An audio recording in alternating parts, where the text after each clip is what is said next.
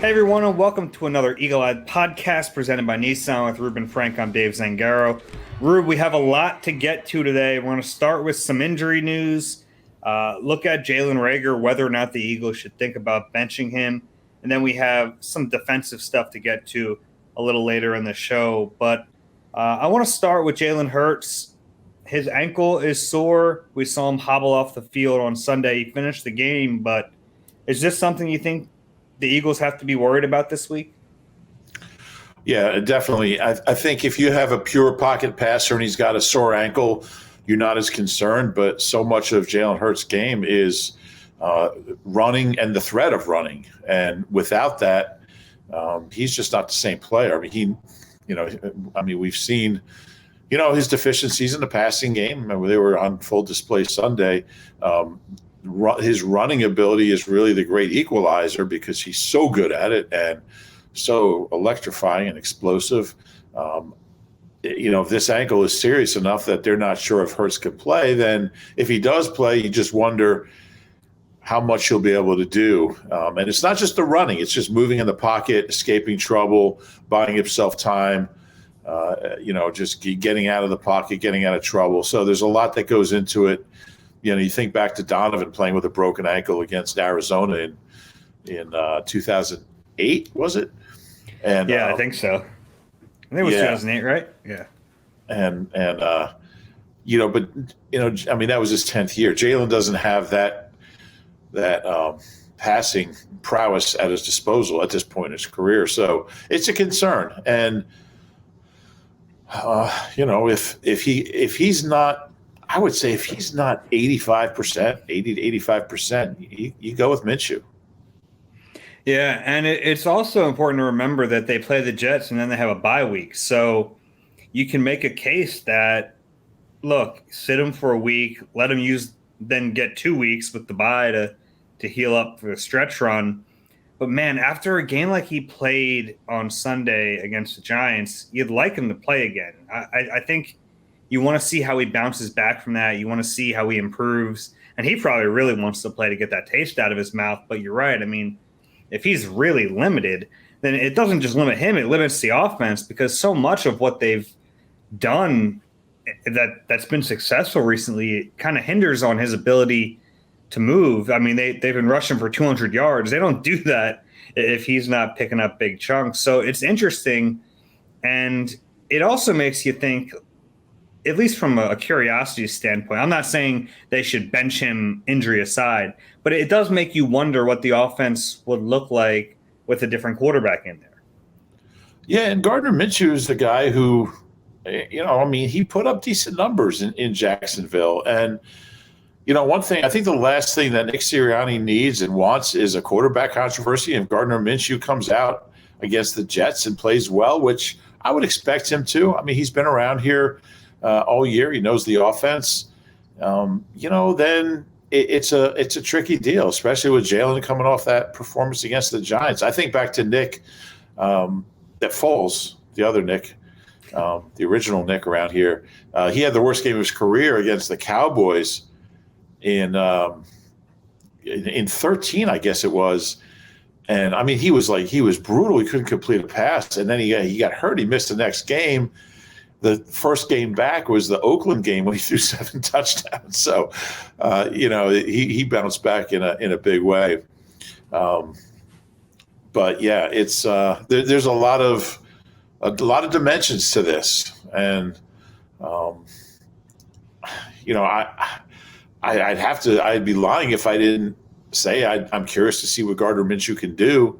I'm also curious to see what Jalen can do bouncing back after that game Sunday. So, Gardner, I guess it was Shane Steichen told us Tuesday, that Gardner was in the building. This is generally the team's day off. The players come in Monday, look at film, and Nick has explained to us, Sirianni, that he likes having that day between Monday where they kind of finish off the previous week and look at film and, correct mistakes. And then Wednesday is the start of the practice week leading up to the next game. And he likes having the players off Tuesday instead of Monday, which is kind of traditional. But anyway, Gardner was in today on the day off, which tells you that there is a real possibility that he'll be playing. Now, Nick and Shane both said they're hopeful Jalen can play, but I don't know. I think tomorrow's a big day because we'll get. I mean, we'll see. Either he's out there practicing, he's out there limited, he's out there watching, or he's not out there at all. And there's kind of different levels of concern based on what we see out there.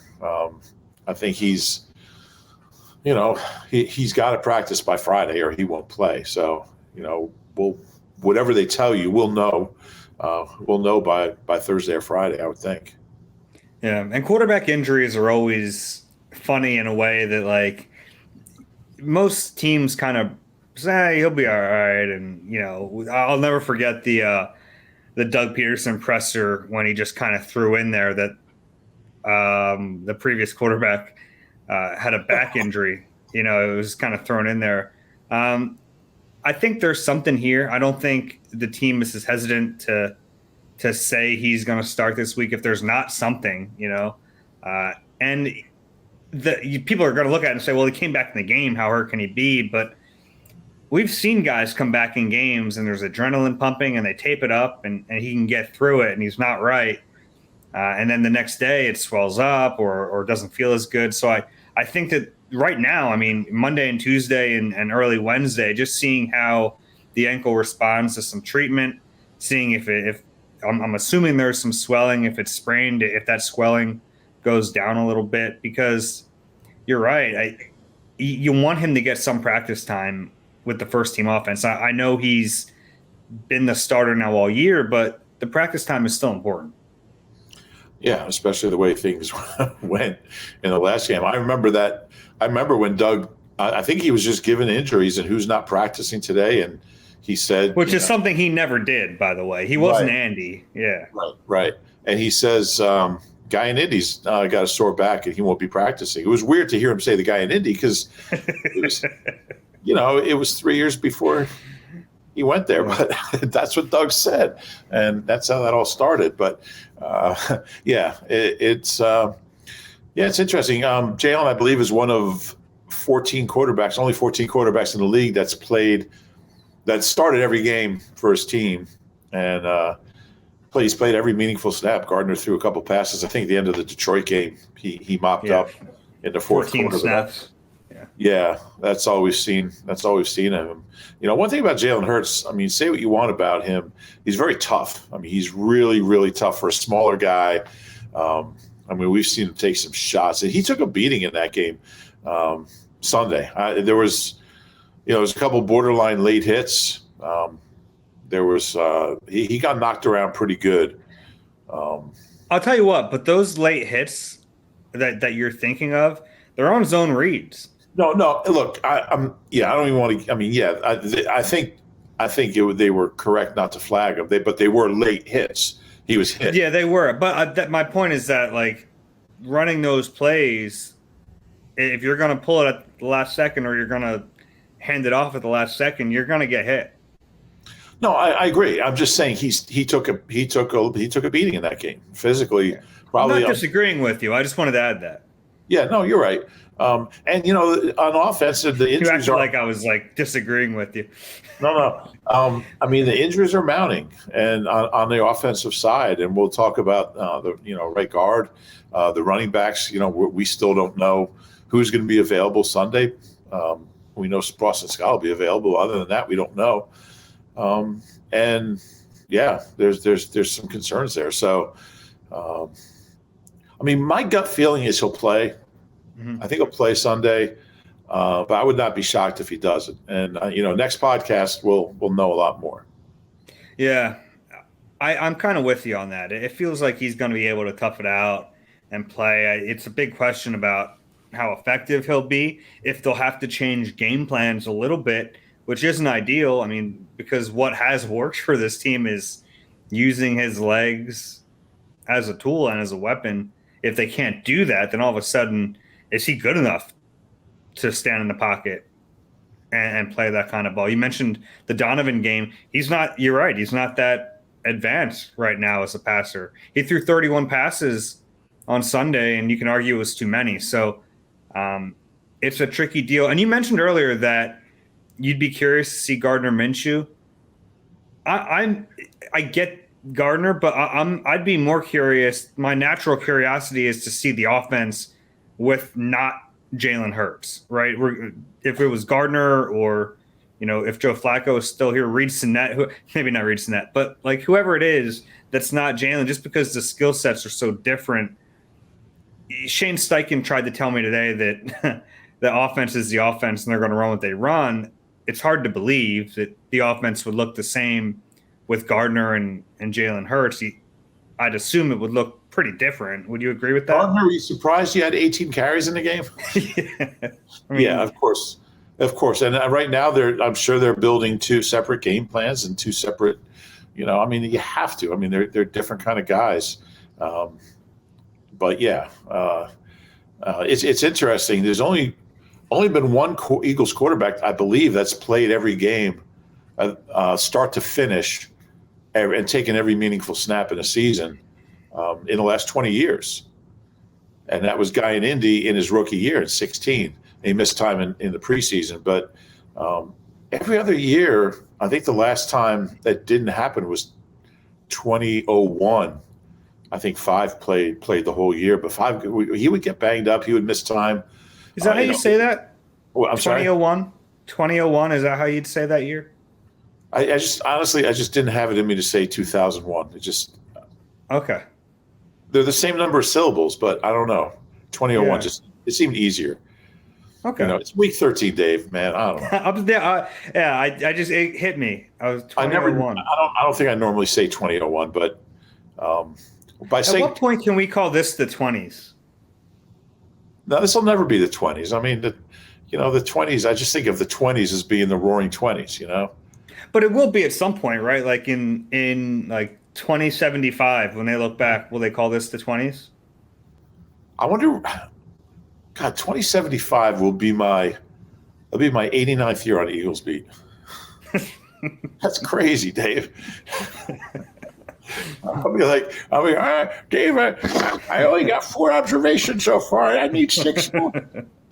What were we talking about? I don't know. Oh, yeah. So in 2008, Donovan didn't get hurt, but he got benched in the Ravens game, and Kevin Cobb replaced him. So there's been an injury or someone getting benched. It's really rare for a quarterback to play all year. And obviously, with 17 games, there's less of a chance. So, yeah.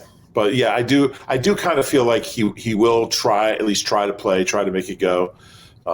If he doesn't, Gardner will be prepared. But I'd like to see him try to play. Do you think it's important for him to play if he can? I mean, just obviously it's important for the quarterback to try to play, but given what happened in the last game? I do. But I also think if he can't move, like if he can't run, I mean, he doesn't have to be 100%, but if that's not a threat, I would play him. Like if he can't get out of the pocket, I mean, because I don't think he's having enough trouble playing the way he's used to playing. To ask him to play a totally different way that he's not comfortable with, he's not really suited for right now.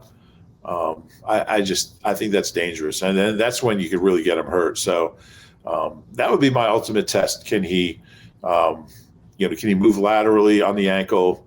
Can he escape trouble? I mean, that would be my number one. Can he move in the pocket? Not even necessarily gaining 70, 80 yards. It's just, can he escape trouble? And if he can, I play him. If he can't, I wouldn't. Yeah, that's fair. You just don't want him to be a sitting duck back there. Exactly. Hey, there's so much to explore in Valley Forge and Montgomery County, Pennsylvania. Montgo is composed of charming towns and main streets, each with its own personality, style, and unique vibe. And whether you're looking to get away with your family or enjoy a special trip with friends, maybe during the bye week, get away for a few days, leave behind the stress of planning, and use our guide to find some of the most amazing things to do. Explore which town and which main street suits you the best, or visit every one of them. Visit makeitmainstreet.com to plan your getaway today. Rube, I had a chance to ask Nick Sirianni on Monday if he'd given any thought to benching Jalen Reagor. I'm not surprised he said he hadn't, but would you? I mean, are we at that point where it's fair to at least think about it? Yeah, I would. You came up with Nelly's numbers, his career numbers before he got benched in his second year. The similarities are incredible as far as stats, games, both in their second year.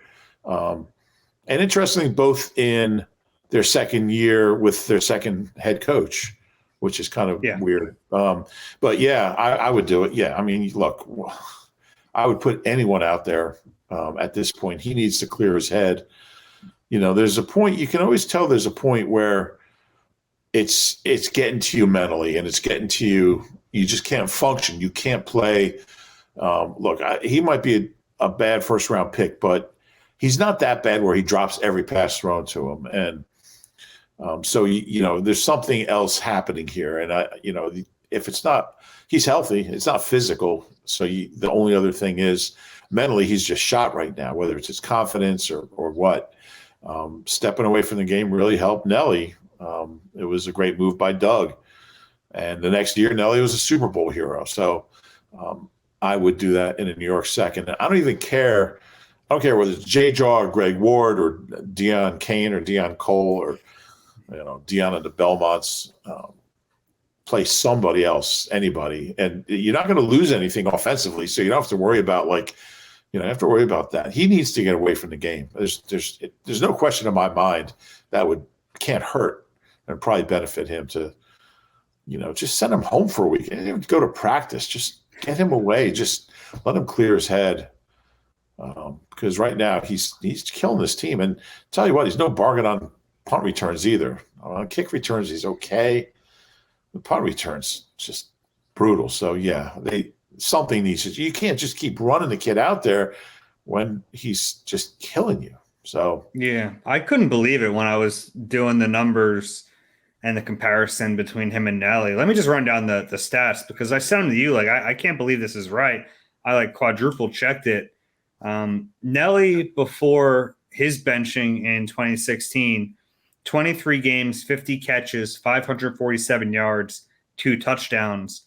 Reagor, at this point in his career, 23 games, 56 catches, 597, and 3 touchdowns. So Reagor actually a little bit better in terms of the stats, but it really does feel similar. The one difference, and I've been thinking back to that moment with Doug and Nelly a lot this week.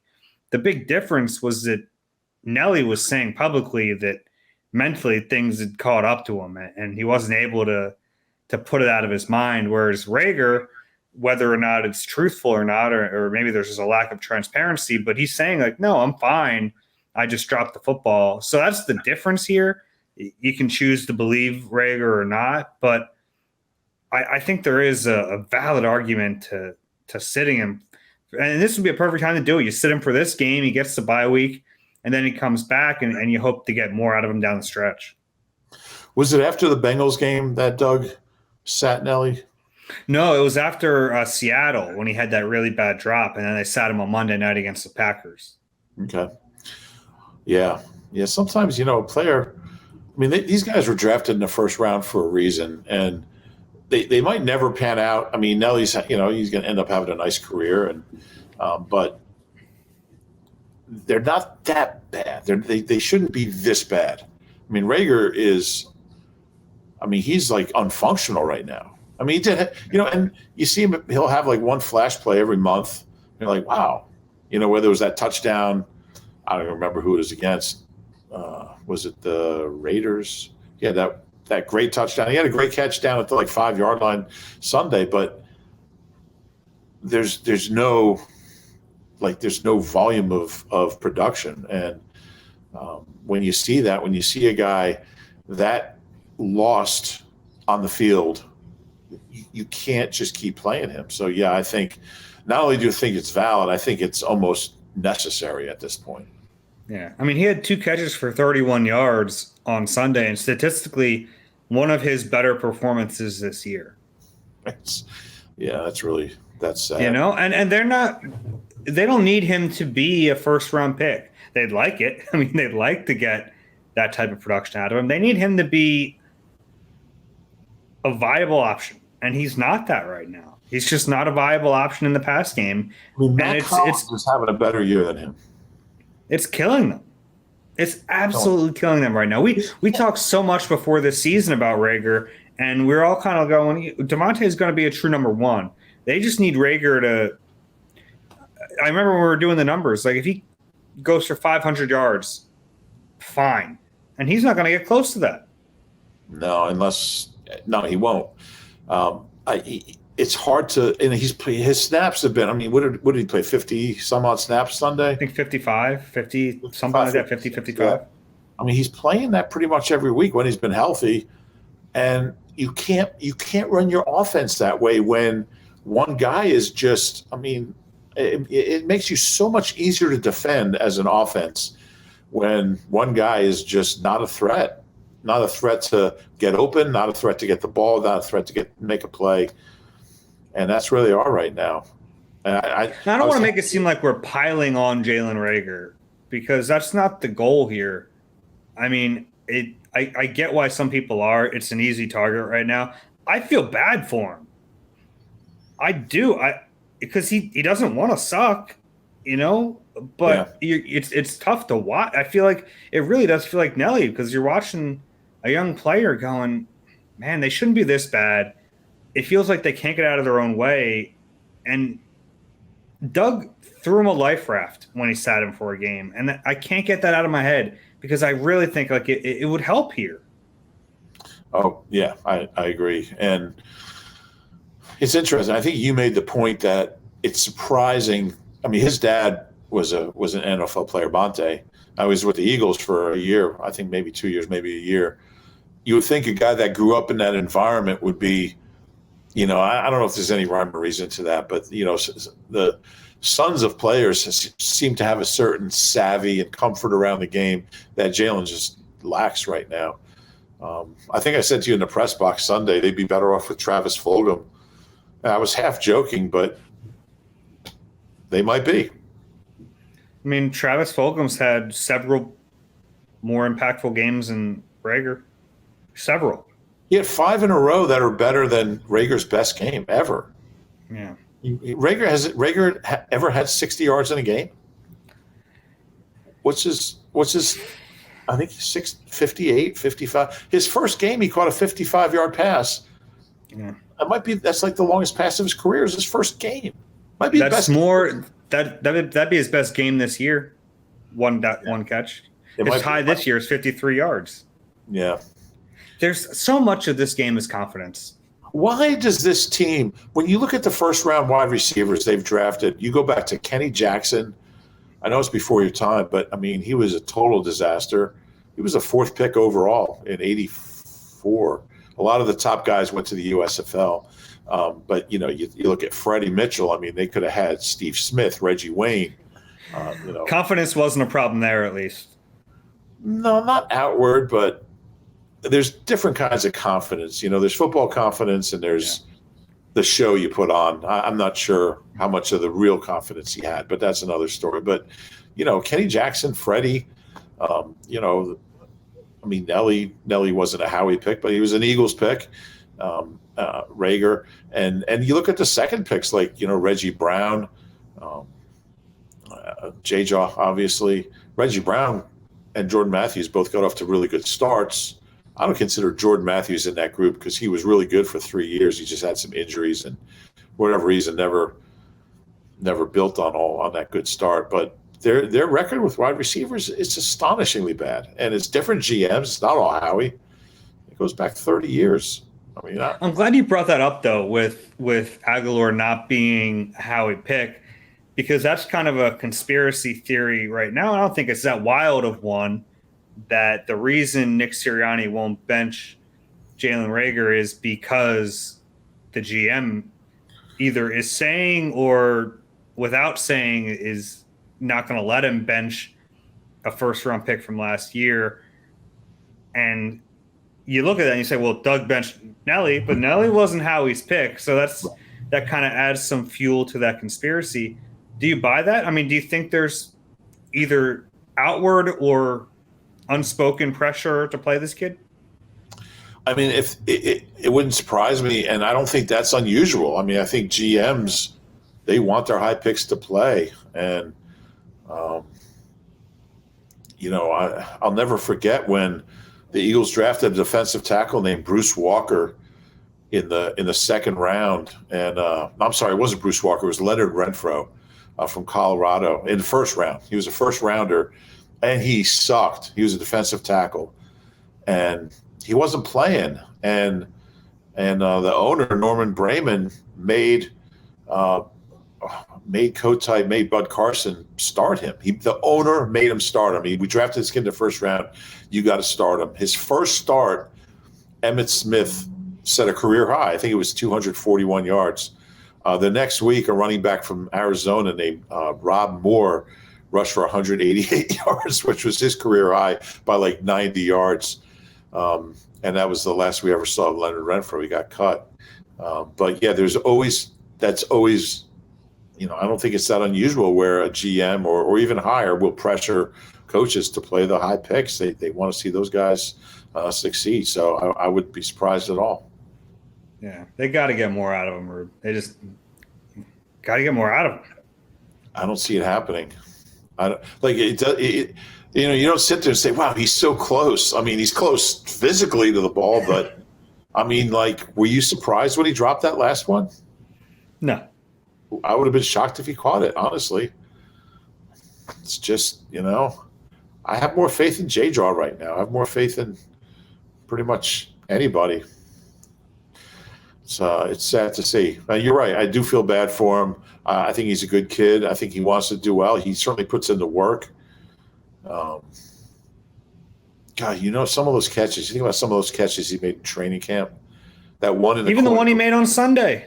Yeah, that was a great play. Great play. It's almost like maybe he's just got too much time to think on those long ones. Like the ball's coming, it's coming, it's coming. Like when you play baseball. Do you ever play outfield and like there'd be like a really like a mile high pop up and like it's so high up there and like how to catch a fly ball, but it starts playing with your mind like, am I going to drop it? It's like, wow, it's still up there.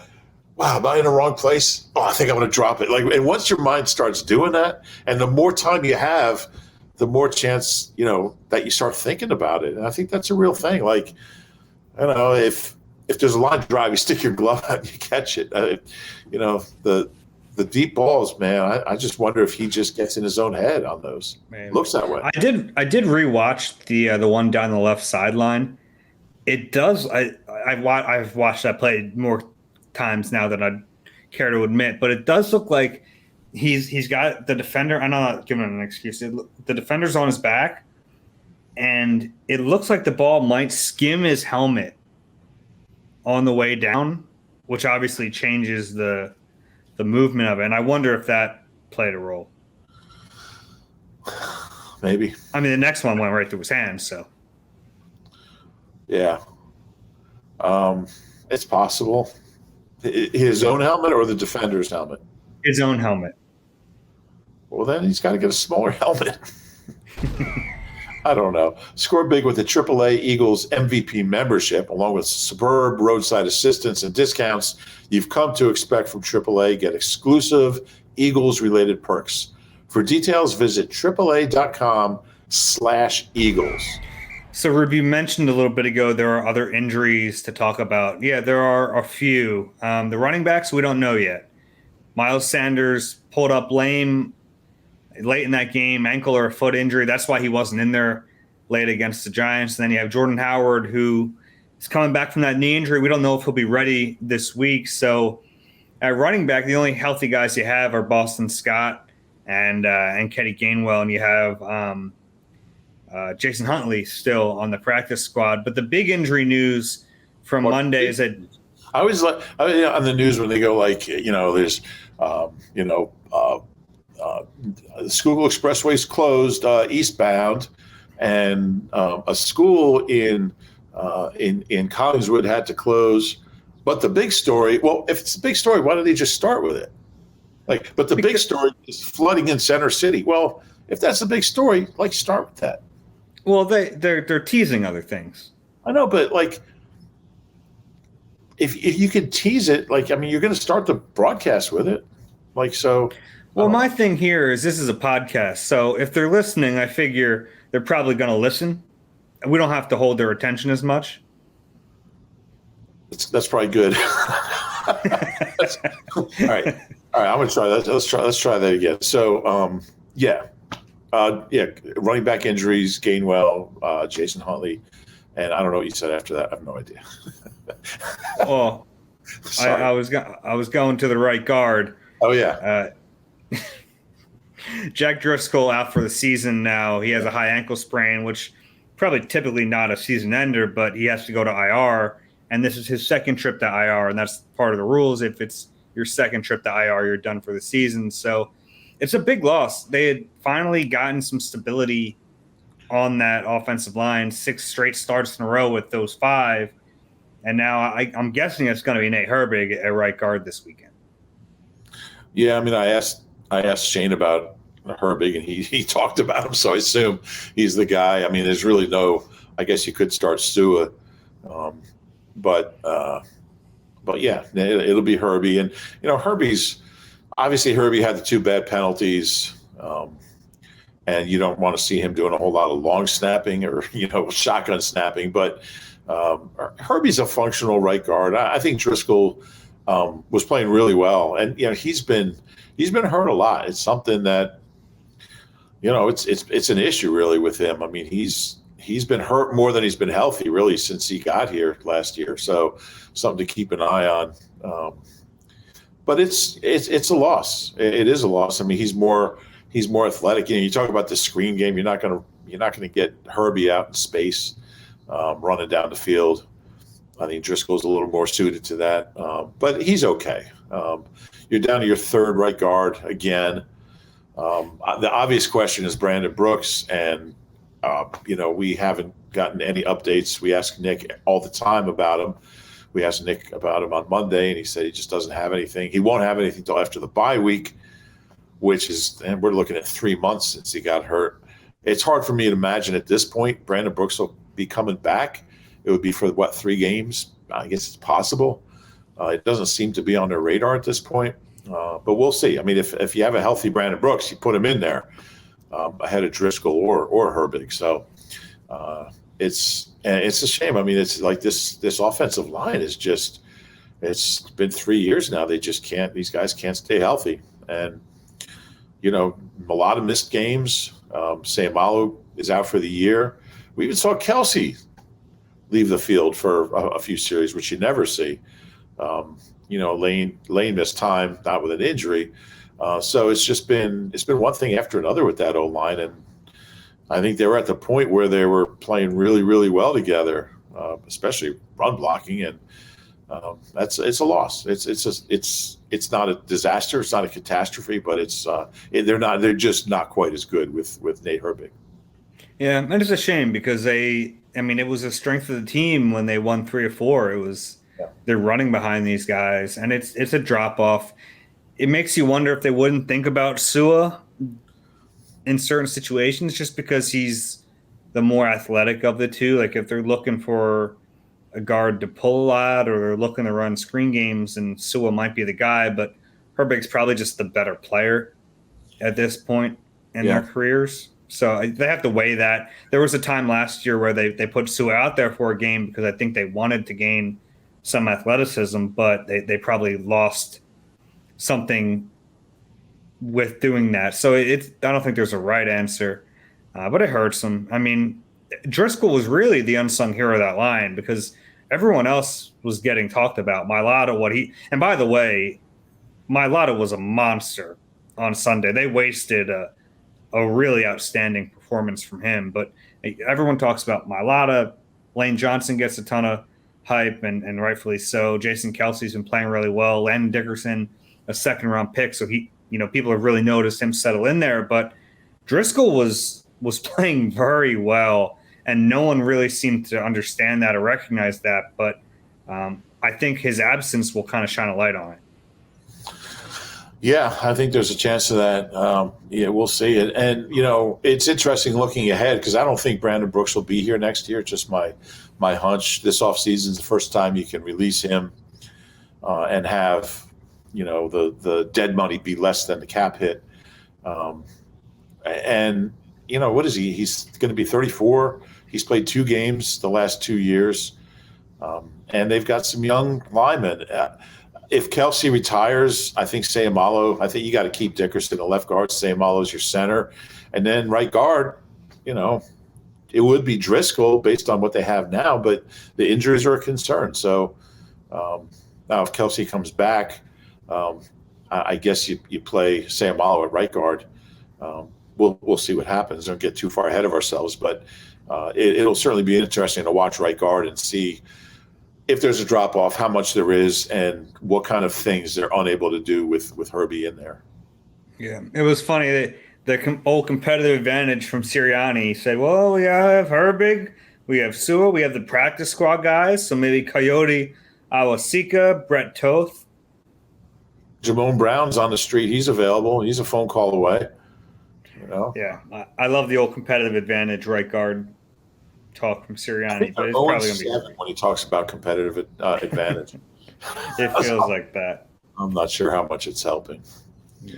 All right, let's flip to the other side because we had an interesting chat with Jonathan Gannon on Tuesday. We speak to the coordinators on Tuesday, so Michael Clay, Shane Steichen, and Jonathan Gannon. The interesting topic of conversation is pass rush versus sacks, and it's something we talk about quite a bit on this podcast because the Eagles are paying their defensive line a lot of money. It's the highest paid unit on the team. They have some pretty good talent there, and for the most part, even in that last game, they got really good pressure, but the sacks didn't follow. The one sack they had in that game was when Daniel Jones basically ran around and slid to waste some time, and Hargrave got a sack and celebrated, but the sacks have not been there. A little too much. Probably a little. Well, he had waited a long time to get that sack. It set a new career high since the Carolina game, right? Yeah, it set and it set a career high for him. So he was excited, but the sacks haven't been there, and it's concerning. I guess the question is, how concerning is it? It's like celebrating, like when you get walked intentionally, or like when you make a tackle on a kneel down or something, but or like when you get a rebound on a missed free throw, like the first of 2 free throws. But it's interesting because I do think, and I've been as hard as anybody on this D line, I really believe they're underachieving. They have 19 sacks in 12 games. The Eagles are 30th in sacks, and 6 of those 19, by the way, came against the Lions. So in all their other games and 11 other games, they have 13 sacks. It's horrible. But there has been, I think, especially over the last few weeks, they've gotten pretty consistent pressure, good pressure, and they just haven't finished. And I'm a big believer that, and you never hear coaches say that. They say, it's not about sacks, it's about pressure and affecting the quarterback, and that's true. But sacks do things that pressure doesn't. Now, pressure could force a turnover, an interception, but sacks. How often do you see a sack force a fumble? How often do you see, you see a sack on 2nd and 10, now it's 3rd and 23 or 3rd and 19. You're not converting that. Pressure doesn't, I don't want anybody to get injured. I'm not calling for quarterbacks to get banged up, but sacks hurt. They hurt quarterbacks. And you can knock a guy out of the game or affect the way he plays with hits. And the way that the game is, refereed now, basically, you got to sack the guy to hit him. But I just think that they have gotten good pressure. They have made it a little tougher on quarterbacks, but they've got to finish some of those plays, and they're just not doing it. And now, we saw Derek Barnett have a 13-yard loss on a end around, or not? It wasn't an end around. It was just was a Slayton running play that he sniffed out. It was a great play.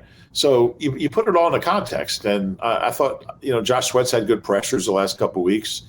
But the bottom line, you watch other games and guys finish those plays. You see guys with 10 sacks, 12 sacks. This team has 19 as a team. Now Hargrave's got 7.5 now, I believe. Is that right? And offhand, I think so. Yeah, or 7. And who's next on the team? Sweat has 2.5, maybe. Yeah. Barnett's got 2. Fletch has 1.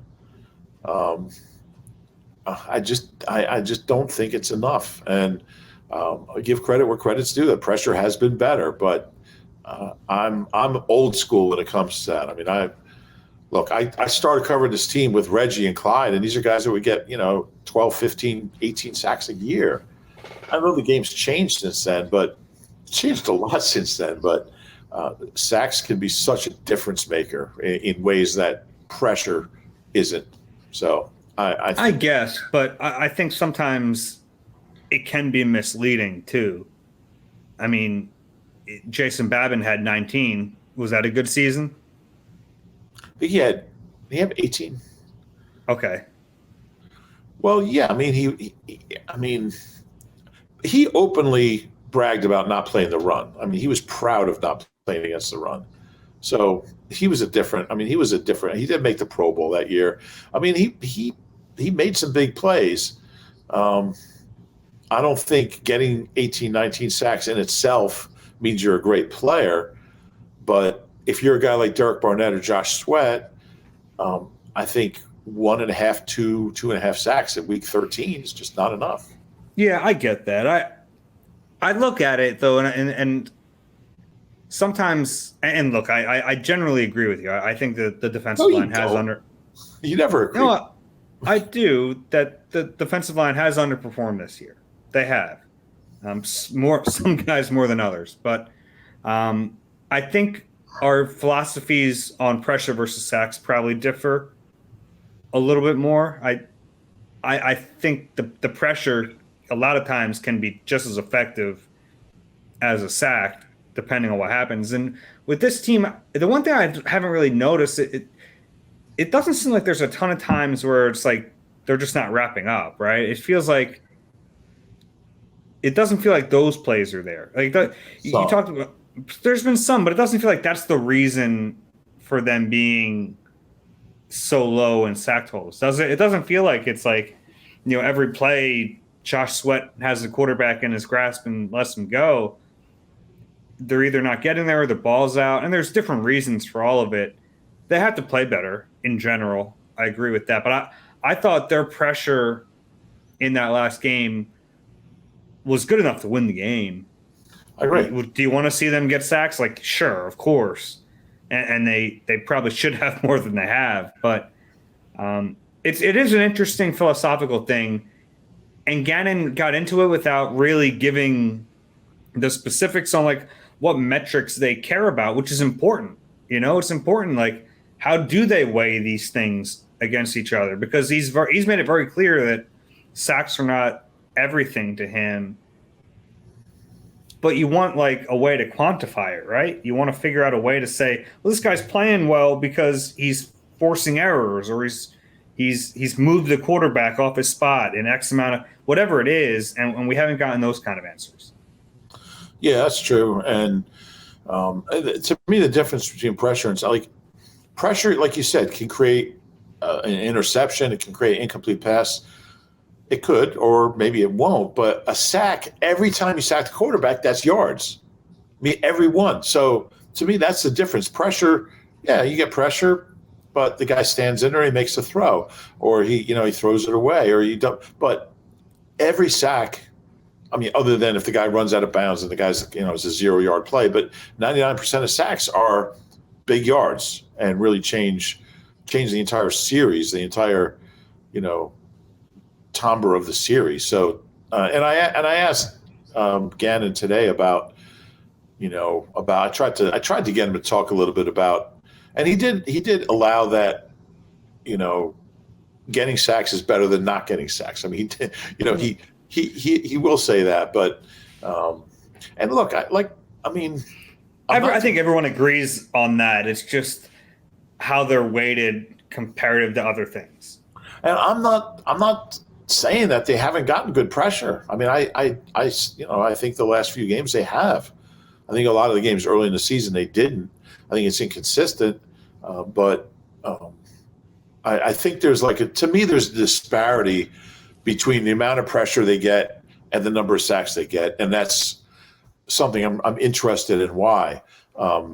somebody asked him about, discipline, and, he talked about how it's not just pin your ears back and go, but, you have to be on a certain side of the center. You have to, you can't overrun the quarterback. There's all these different things. It's not just about, charging as fast as you can toward where the quarterback is. A lot goes into it. And if you lose that discipline, and I think that's the kind of the Jason Babin thing. Like, he didn't really care about anything except his own personal numbers, his own personal stats. He wasn't a team player. Whereas I think Gannon's point was you have to be disciplined. You might not get the stack numbers, but for the overall defense to work, that pressure has to come a certain way at a certain angle, through a certain gap. And that's not always conducive to, tallying a lot of sacks, but that's going to create the kind of pressure that they want on that particular play. That makes sense. Yeah. When you look at the D-line, and we both agree that they've underperformed overall this year, but in their best games, they've changed the game, which is also true. Which players do you look at as the most disappointing?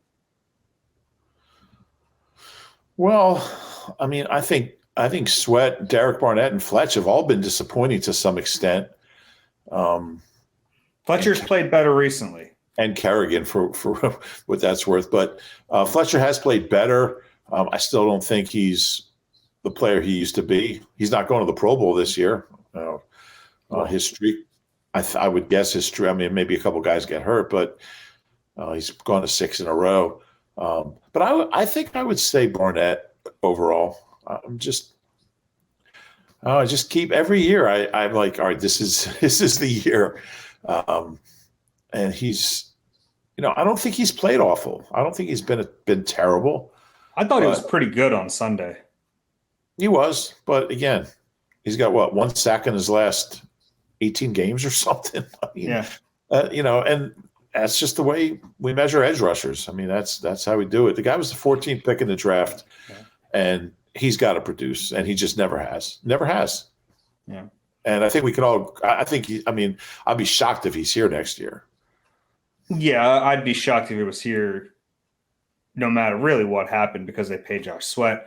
I think I could argue that Sweat's been more disappointing than me this year. You can make that case. Because he got paid, and we're all kind of expecting to have this big breakout year. I thought – I'm trying to think of a couple games. I know Barnett was – the Eagles picked him as their defensive player in the game in one of these games this year. I thought he played better than Sweat on Sunday. I think Barnett's had a better year than Sweat, actually. Yeah, I do too. Yeah. And that shouldn't happen. That's not ideal. You just paid Josh Sweat. First-round pick, fourth-round pick, but yeah, you're right. You paid him. I mean, we're years removed from the draft at this point. Yeah, but I mean, you already paid Barnett. but yeah, but not. I mean, but you didn't extend him. Extend him. You didn't lock him up long term. Yeah. And for the most part, Sweat has, and you'd understand it took him a while because for the most part, he's kind of flipped sides and taken BG's spot on the other side. So I get it. It takes a little while to play, even though they were flipping at times, it takes a little while. But ultimately, that should be a little easier duty going against right tackles. So I thought he was eventually going to really start to feast. And not every team, of course. So this team, the Eagles have Lane Johnson out there. But for the most part, right tackles are a little weaker in the league. So eventually I thought he'd start to really heat up, and it just hasn't really happened like that. Yeah. I think I had him double-digit sacks this year, so he needs to get 7.5. He's going to get hot here. He's going to have to get really hot. So, to me, they've all been disappointing, but I think Barnett just a little more. But, you can certainly make a case for Sweat or for Fletch. Yeah, or Kerrigan, who has kind of become an afterthought. But they paid him all right money, and he's a guy who we thought would have, pretty big role, and he's been just, the last couple of weeks, there's actually been a few moments where he did get decent pressure, but overall, he's barely playing. Yeah, and I will remind everyone that called Mike Mamula a bust that he had 2 seasons with 8 sacks. He has more sacks per game in his career than Brandon Graham, Josh Sweat, or Derek Barnett. And yeah. You just love going. You can't get the sacks out of your head. I get it. Yeah. You know me, I got to quantify everything. But yeah, and but that's important. See, I have that need, but I want a new way to do it. That's you know fair. what I mean? Because I feel like the sacks thing, it gets overblown, but there's not another universally accepted metric to use to figure it out. Or like there are other sites like Pro Football Focus rank pressure and all that stuff, but we don't all agree on that. So there's not another way to quarterback hits, I guess, are one, but I yearn for that. I yearn for a way to quantify it better. We don't have it yet. It's the Nissan year-end sales event with last chance offers you'll want to hang on to. Shop your local Nissan store today or visit nissanusa.com. Better hang on to those deals before they slip away. All right, Rube, let's finish off this pod with a segment that's going to be very tricky for us because we're talking about the guy in Indy and his playing percentage. And by the way, I only say the guy on Indy in this podcast because I know that the listeners understand it. You do it in other areas of your life, which has made things way more difficult for you. People don't get it. I don't know, like some like Colts fan club started tweeting to me the other night that I hate him, I don't respect him, put some respect on his name. They don't get it. Like, they obviously don't listen to the podcast. So I blocked every one of them. I blocked like 90 Colts fans. Well, the funny thing is that the whole reason we started doing it was because our listeners were telling us we were talking about him too much. Right. If I ever get a job with NBC Sports Indianapolis and cover the Colts, I won't have any followers. That's true. I have no followers. I blocked them all.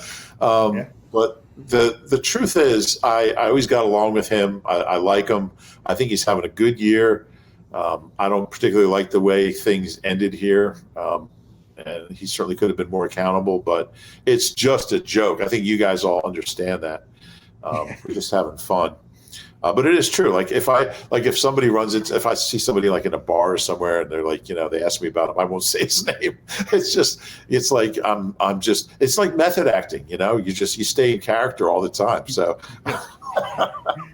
yeah, I don't go that far because I like people not going crazy all the time on me.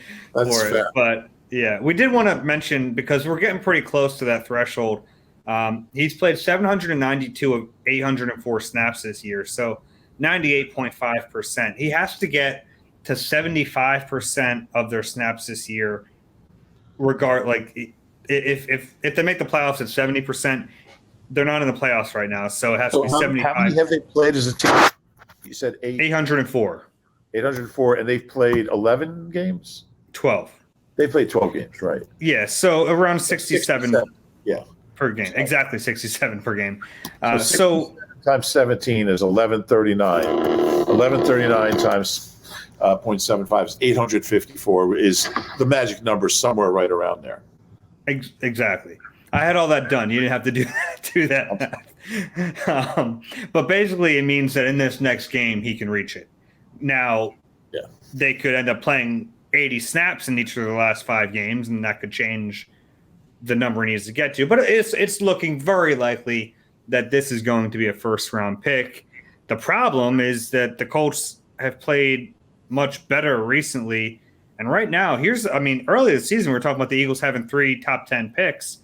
As it sits right now, at the end of November, they'd have 8. Their best pick is their own pick right now. 9 is the Dolphins, who have now they've won 4 games in a row. No one saw that coming. And the Colts at 14. So still 3 valuable picks. But when we were looking at this a month ago, Rube, we thought maybe 3 in the top 10. And it's not looking super valuable right now. Yeah, it's still a great opportunity to stock up on young talent or move up.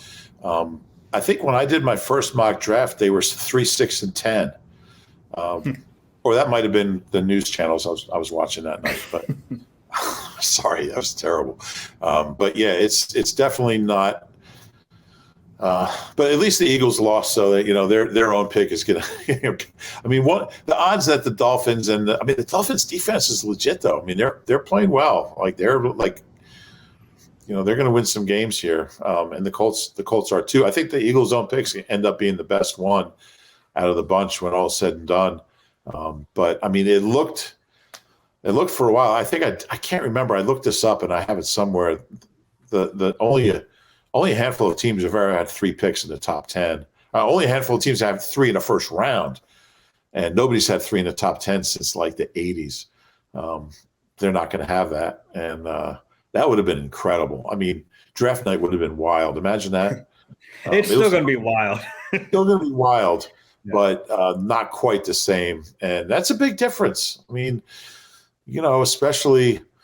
I mean, they're still going to have an opportunity to get a QB if they want one, either with one of the picks or by packaging some picks. And, and then they have it too as well. So, I mean, it's not going to like the draft's going to end at the end of the first round, but it was looking like a historic haul there.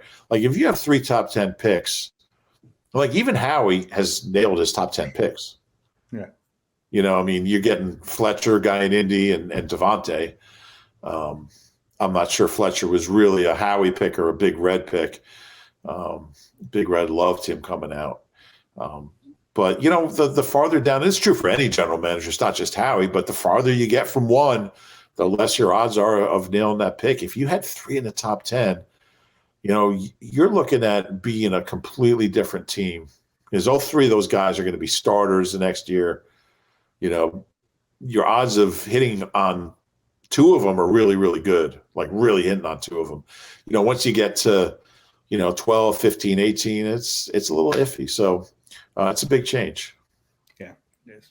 All right. If you enjoy the Eagle Eye podcast, please do us a favor, rate and subscribe wherever you get your pods. We appreciate all those. I have one other thing. And if you're watching on YouTube, please click like and subscribe there as well. Yeah. I have one other thing. Tip of the hat to Rasul Douglas, who had a pick 6 for the Packers Sunday. Eagles' 3rd round pick in 2017. It was good to see. He's playing well for them, and that kid's been through a lot, and he's I'm happy for him. All right, we'll be back with you later in the week to preview that Jets game. For Reuben, this has been Eagle Eye presented by Nissan. We'll talk soon.